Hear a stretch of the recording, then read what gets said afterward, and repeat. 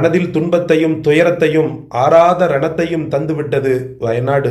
அதனுடைய சம்பவங்கள், பிணக்குவியல்கள், மனித ஓலங்கள், சுற்றியும் மயான பூமியாக காட்சி தருகிறது இந்த வயநாடு. வயநாடு என்று சொன்னாலே பயநாடு என்று மனிதன் கதிகலங்கக்கூடிய அளவுக்கு இப்போது சமீபத்தில் ஏற்பட்ட அழிவுகள் பெரும் பாடத்தை மனித குலத்திற்கு தருகிறது.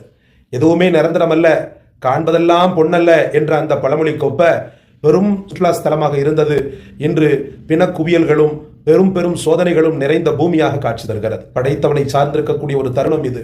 படைத்தவன் தான் ஆக்கவும் செய்கிறான், அழிக்கவும் செய்கிறான். இந்த காரணத்தை கொண்டு அவனை கைவிடுவது அறிவுடைமையாக ஆகாது.